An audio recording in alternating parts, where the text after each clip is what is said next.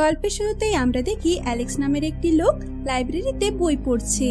তখনই হঠাৎ করে সে একটা বাচ্চার কান্নার আওয়াজ শুনতে পায়। সে যখন দেখে ওই বাচ্চাটি একা আছে, তখন অ্যালেক্স তার বাবা মাকে খুঁজতে থাকে। তখনই সে সেখানে আরো অনেক বাচ্চাদের দেখতে পায় আর তার ঘুমটা ভেঙে যায়। অ্যালেক্স একজন বৈজ্ঞানিক যে এমন একটি ওষুধ তৈরি করছে যেটাতে যে মহিলাগুলো প্রেগনেন্ট হতে পারে না তারা সহজেই প্রেগনেন্ট হতে পারবে। অ্যালেক্সের বন্ধু ল্যারিও একজন ডাক্তার আর সে অ্যালেক্সের বিজনেসও পার্টনার। অ্যালেক্স এফটিবি এর লোকেদের তার ওষুধের কথা বলে। সে বলে তারা এই ওষুধটা একটা শিম্পাঞ্জির উপরে ট্রাই করেছিল আর সে 7 মাসের মধ্যেই গর্ভবতী হয়ে গেছে। তখনই ল্যারি উঠে দাঁড়িয়ে বলে এই ওষুধটা খুবই ভালো আর এটা খুব ভালোভাবে কাজও করে। এরপর তারা এফটিবি এর লোকেদের সিদ্ধান্তের জন্য অপেক্ষা করতে থাকে। এরপর 1 সপ্তাহ পরে আমরা দেখি ল্যারির সাথে তার এক্স ওয়াইফ দেখা করতে এসেছে। তার প্রাক্তন স্ত্রী তাকে বলে সে প্রেগনেন্ট। এটা শুনে ল্যারি অনেক খুশি হয় আর বলে এইসব কবে হলো। তখন অ্যাঞ্জেলিকা বলে এটা তোমার বাচ্চা না। এটা শুনে তার মনটা অনেক খারাপ হয়ে যায় আর তাকে জিজ্ঞেস করে তুমি এখানে কেন এসেছো। অ্যাঞ্জেলিকা বলে আমি চাই তুমি আমার ডাক্তার হও। তখনই ল্যারির কাছে ইউনিভার্সিটি থেকে ফোন আসে। ইউনিভার্সিটির ডাইরেক্টর ওয়েন তাকে বলে এফটিবি এর লোকেরা তোমাদের এই রিসার্চে পারমিশন দেয়নি, এই জন্য আমি তোমাদের ল্যাবটা প্রফেসর ডায়নাকে দিয়ে দিচ্ছি। এরপর আমরা বাইরে প্রফেসর ডায়নাকে দেখি যে তার জিনিসপত্র নামাচ্ছিল। সে তার জিনিসপত্র নামাতে গিয়ে সোজা ওই জিনিসটার উপরে পড়ে গিয়ে ল্যাবের ভেতরে চলে যায় আর সেখানে অ্যালেক্সের উপর পড়ে যায়। এরপর সে উঠে দাঁড়িয়ে তার জিনিসটা চেক করতে থাকে। এখানে আমরা দেখতে পাই প্রফেসর ডায়না টিমসের উপর রিসার্চ করছে। টিমস মহিলাদের ডিম্বাণুকে বলে যেটা সাহায্যে বাচ্চার জন্ম হয়। তখনই ল্যারি লক্ষ্য করে অ্যালেক্স এখান থেকে চলে গেছে। এই জন্য সে অ্যালেক্সের কাছে গিয়ে তাকে জিজ্ঞেস করে তুমি এখান থেকে কোথায় যাচ্ছ। অ্যালেক্স বলে আমি এই জায়গা ছেড়ে চলে যাচ্ছি। এফটিবি এর লোকেরা অ্যালেক্সের রিসার্চ বন্ধ করে দিয়েছিল, এই জন্য সে সেখান থেকে চলে যাচ্ছিল। ল্যারি তাকে বুঝিয়ে বলে আমাদের শুধুমাত্র একটা মানুষের উপর এক্সপেরিমেন্ট করতে হবে আর যদি আমরা সফল হই তাহলে এফটিবি এর লোকেদের কাছ থেকে পারমিশন পেয়ে যাব। তখন অ্যালেক্স বলে এমন কোন মহিলা আছে যে আনঅথরাইজ কোনো ওষুধ নিজের শরীরে নেবে।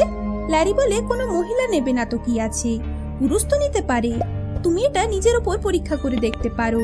তখন অ্যালেক্স বলে তুমি কি পাগল হয়ে গেছো। এতে ল্যারি বলে এমন অনেক বিজ্ঞানী আছে যারা নিজের ওষুধ নিজের উপরই পরীক্ষা করে দেখেছে, তাহলে তুমি কেন পারবে না। ল্যারির বোঝানোর পরে অ্যালেক্স রাজি হয়ে যায়। তাদের এই পরীক্ষার জন্য তাদের মহিলার ডিম্বাণুর প্রয়োজন রয়েছে যেটা ল্যারি ডায়নার ল্যাব থেকে চুরি করে আনে। সেটাতে নাম লেখা ছিল জুনিয়র। ল্যারি ডিম্বাণু চুরি করার সময় একবারও দেখেনি যে ডায়না ল্যাবেই শুয়ে আছে। হঠাৎ করে তার ঘুমটা ভেঙে যায়, কিন্তু ল্যারি কথাবার্তার জালে তাকে ফাঁসিয়ে ওই ডিম্বাণুটা চুরি করে সেখান থেকে নিয়ে যায়। এরপর ল্যারি অ্যালেক্সের শরীরে ডিম্বাণু আর শুক্রাণু প্রবেশ করায়। এরপর অ্যালেক্স পেকটিন নামের একটা ওষুধ নেয় যেটা তারা নিজেরাই বানিয়েছে। এরপর অ্যালেক্স যখন তার চোখ খোলে তখন সে দেখে একজন নার্স একটা বাচ্চাকে নিয়ে তার কাছে আসছে। ওই বাচ্চাটা দেখতে একদম অ্যালেক্সের মতো, কিন্তু এটা একটা স্বপ্ন ছিল। আর হঠাৎ করে তার ঘুমটা ভেঙে যায়। সে দেখে সে ল্যারির বাড়িতে আছে।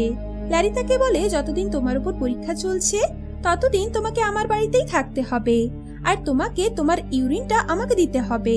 এরপর অ্যালেক্সের ইউরিন টেস্ট করে জানা যায় সে প্রেগনেন্ট। এভাবেই ওষুধ নিতে নিতে 1 মাস কেটে যায়।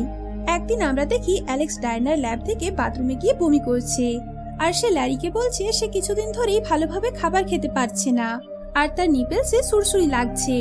এই কথাটা যখন অ্যাসিস্ট্যান্ট শোনে তখন সে বলে আপনি হয়তো সারাক্ষণ চুলকান, কারণ চুলকালেও সুরসুরি লাগতে পারে। তখন আরেকজন অ্যাসিস্ট্যান্ট এসে বলে বিশেষ কিছু সাবান ব্যবহারের কারণেও নিপেলসে সুরসুরি লাগতে পারে। এরপর অ্যালেক্স আর ল্যারি যখন বাইরে যায় তখন প্রফেসর ডায়না অদ্ভুতভাবে তাদের দেখতে থাকে আর সে অ্যালেক্সকে বলে তোমার বমি করা আর ডাস্টবিনে ফেলা ওষুধগুলো শিশি দেখে মনে হচ্ছে তুমি নেশার কোনো ওষুধ নিচ্ছ। অ্যালেক্স আর ল্যারি কোনো মতে তার কথা ইগনোর করে সেখান থেকে চলে যায়। এরপর আস্তে আস্তে অ্যালেক্সের শরীরে মহিলাদের লক্ষণ দেখা যাচ্ছিল। সে প্রেগনেন্ট মহিলাদের বই পড়তে শুরু করেছিল। আস্তে আস্তে অ্যালেক্স মানসিকভাবেও একজন মহিলাতে পরিণত হচ্ছিল। তার চিন্তা ভাবনাও একজন মহিলার মতোই হয়ে যাচ্ছিল। পরের দিন ল্যারি যখন তার চেক আপ করছিল তখন অ্যালেক্স একটা সিনেমা দেখে মেয়েদের মতোই কাঁদতে শুরু করে। এরপর ল্যারি অ্যালেক্সকে বলে আজকে তুমি আমার জন্য অপেক্ষা করো না, আজকে আমার আসতে একটু দেরি হবে, আমাকে আজ একটা সম্মেলনে যেতে হবে। তখন অ্যালেক্স একজন মহিলার মতো করে বলে, আমাকে একা ছেড়ে যেও না, আমি প্রেগনেন্ট, আমার একা ভালো লাগছে না, আমাকেও তোমার সাথে সম্মেলনে নিয়ে চলো। ল্যারি তাকে না বললে অ্যালেক্স জেদ করতে থাকে, এর ফলে ল্যারিকে তাকে নিয়ে যেতে হয়। এরপর সম্মেলনে ল্যারি তার রিসার্চের ব্যাপারে কয়েকজনের সাথে কথা বলছিল, কিন্তু তার সমস্ত কথাগুলো ওয়েন শুনে ফেলে আর তাকে বলে, তুমি তোমার ওষুধগুলো কোনো মহিলার উপর ব্যবহার করছো না তো, এটা কিন্তু নিয়মের বিরুদ্ধে। এরপর অ্যালেক্স আর ডাইনা একসাথে নাচ করে। তারা যেহেতু দুজনেই নাচ করতে পারতো না, এই জন্য ডাইনার জুতোটা খুলে গিয়ে একটা খাবারের টেবিলের উপর গিয়ে পড়ে। এরপর তারা দুজনেই দুজনকে অদ্ভুতভাবে দেখতে থাকে। তখনই ল্যারি এসে অ্যালেক্সকে সেখান থেকে নিয়ে চলে যায়। বাইরে দাঁড়িয়ে দাঁড়িয়ে অ্যালেক্স ল্যারিকে বলে, আমার হাতটা অনেক মোলায়েম হয়ে গেছে। এটা দেখে ল্যারি বুঝতে পারে ওষুধের প্রতিক্রিয়া অ্যালেক্সের উপর খুব বেশি হচ্ছে। এই জন্য সে অ্যালেক্সকে বলে, তোমাকে স্পেকটিনের ডোজ নেওয়া বন্ধ করতে হবে, আমরা আমাদের প্রয়োজনীয় তথ্য পেয়ে গেছি, এখন আর তোমাকে ওই ওষুধটা খাওয়ার দরকার নেই। কিন্তু অ্যালেক্স বলে, না, আমি আমার বাচ্চাকে জন্ম দিতে চাই। এটা শুনে ল্যারি তাকে বলে, তোমার কি মাথা খারাপ হয়ে গেছে? এখন থেকে তোমাকে ওষুধ নেওয়ার কোনো প্রয়োজন নেই, আর আজ থেকে তুমি তোমার বাড়িতেই থাকবে। ল্যারির এই কথাটা শুনে অ্যালেক্সের মন খারাপ হয়ে যায়, কারণ এখন অ্যালেক্সের চিন্তা ভাবনা কোনো পুরুষ মানুষের মতো ছিল না, একজন মহিলার মতোই হয়ে গিয়েছিল। সে মহিলাদের মাতৃত্ব বোধটা বুঝতে পারে, এই জন্য অ্যালেক্স ওই ওষুধগুলো খাওয়া বন্ধ করে না। এভাবেই 10 সপ্তাহ কেটে যায়, আর আমরা দেখি অ্যালেক্স ল্যাবে আছে। তার কলিগরা তার জন্মদিনে তাকে সারপ্রাইজ পার্টি দেয়। তখন ডাইনা তাকে বলে, তুমি এত ঘামছো কেন? এখানে তো এসি, ফ্যান সবকিছুই অন আছে। তখন অ্যালেক্স বলে, আমি জানি না, কিন্তু আমার অনেক গরম লাগছে। এটা বলে সে তার জামা খুলে ফেলে। তখনই ল্যারি তার বেবি পাম্প দেখে ফেলে।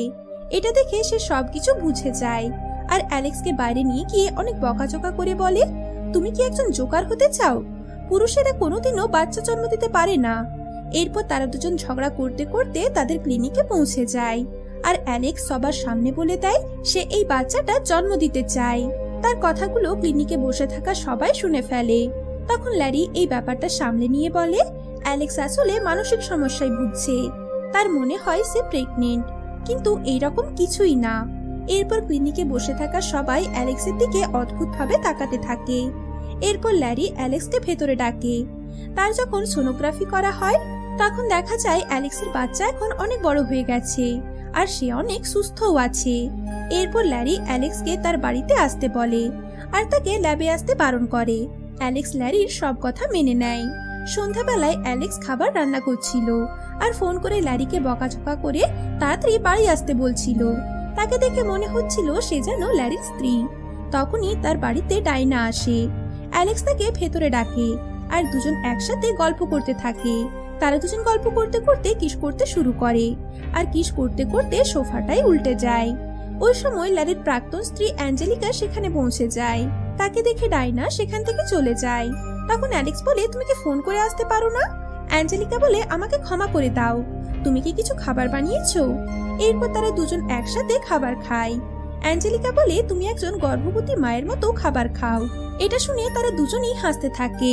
পরের দিন অ্যালেক্স ল্যারিকে তার আর ডাইনার সম্পর্কের কথা বলে দেয়। তখন ল্যারি বলে, তুমি এই অবস্থায় কারোর সাথে সম্পর্ক তৈরি করতে পারো না। কিন্তু অ্যালেক্স মেনে নেয় না, আর সে বলে, আমি এই বাচ্চাটির নাম রেখেছি জুনিয়র। ল্যারি বলে, তুমি এর নাম জুনিয়র কেন রেখেছো? তখন অ্যালেক্স বলে, আমি জানি না এটা ছেলে নাকি মেয়ে, তাই আমি তাকে জুনিয়র বলেই ডাকি। এরপর সন্ধ্যাবেলায় অ্যালেক্স ডাইনার সাথে ডিনারে যায়। সেখানে ডাইনা বলে, আমি আমার নিজের ডিম্বাণু ফ্রিজ করে রেখেছিলাম, আর তার নাম রেখেছিলাম জুনিয়র। এটা শুনে অ্যালেক্স সেখান থেকে উঠে সোজা ল্যারির কাছে গিয়ে তাকে জিজ্ঞেস করে, সত্যি করে বলো, তুমি এই ডিম্বাণুটা কোথা থেকে পেয়েছো? ল্যারি তাকে বলে দেয় সে এই ডিম্বাণুটা ডাইনার ল্যাব থেকে চুরি করেছে। তখন অ্যালেক্স বলে, এই ডিম্বাণুটা ডাইনার নিজের। এরপর ল্যারি যখন অ্যালেক্সের বাচ্চাকে দেখছিল, তখন পেছন থেকে অ্যাঞ্জেলিকা এইসব দেখে ফেলে, আর জিজ্ঞেস করে, তোমরা দুজন এইসব কি করছো? আর সে তাদের দুজনের উপর গে হওয়ার আরোপ লাগায়। তখন ল্যারি তাকে সব কথা খুলে বলে, আর এই কথা শুনে অ্যাঞ্জেলিকা অজ্ঞান হয়ে যায়। পরের দিন অ্যালেক্স ডাইনার কাছে ক্ষমা চাওয়ার জন্য ইউনিভার্সিটিতে আসে। এদিকে ওয়েন অ্যালেক্সকে দেখে বুঝে যায় তার ওষুধের পরীক্ষা সে কোনো মহিলার উপর না, বরং নিজের উপরেই করছে। এদিকে অ্যালেক্স ডাইনাকে সব কথা খুলে বলে যে সে প্রেগনেন্ট, আর এই বাচ্চার ডিম্বাণুটা আর কারো না, বরং ডাইনার। এটা শুনে ডাইনার অ্যালেক্সের ওপর অনেক রাগ হয়। তখনই ওয়েন সেখানে কয়েকজন গার্ডকে নিয়ে পৌঁছে যায় আর বলে, তুমি এই পরীক্ষাটা ইউনিভার্সিটির টাকা দিয়ে করেছো, তাই তোমার এই বাচ্চাটা ইউনিভার্সিটির সম্পত্তি। কিন্তু অ্যালেক্স তাকে ধাক্কা দিয়ে সেখান থেকে পালিয়ে যায় আর বাইরে ল্যারি তাকে গাড়িতে চাপিয়ে সেখান থেকে নিয়ে চলে যায়। এরপর এখান থেকে ল্যারি অ্যালেক্সকে মেয়েদের পোশাক পরিয়ে একটা আশ্রমে নিয়ে যায়, যেখানে গর্ভবতী মহিলাদের খেয়াল রাখা হতো। ওই আশ্রমের হেড অ্যালেক্সকে অনেক অদ্ভুত ভাবে দেখছিল। তখন অ্যালেক্স বলে, আমি একজন মহিলা, শুধুমাত্র কয়েকটা ওষুধের সাইড এফেক্টের কারণে আমার চেহারাটা এইরকম হয়ে গেছে। তখন ওই মহিলা বলে, আলেকজান্ড্রিয়া, তুমি অনেক সুন্দর দেখতে, তোমার চিন্তার কোনো কারণ নেই। 8 মাসের প্রেগনেন্ট অ্যালেক্স 1 মাস এখন এই আশ্রমেই থাকবে। অ্যালেক্স সেখানে সব মহিলাদের সাথে এক্সারসাইজ করে, বাচ্চার যত্ন কিভাবে নিতে হয় সেটা শেখে। এরই মধ্যে তার ডায়নার কথা অনেক মনে পড়ে। সে ডায়নাকে কল করার অনেক চেষ্টা করে, কিন্তু ডায়না তার কলটা কেটে দেয়। এভাবেই অ্যালেক্সের দিন কাটছিল। কিছুদিন পরে ডায়না অ্যালেক্সের সাথে দেখা করতে আসে। অ্যালেক্স ডায়নার কাছে ক্ষমা চায়। এখন ডায়না অ্যালেক্সকে ক্ষমা করে দিয়েছে।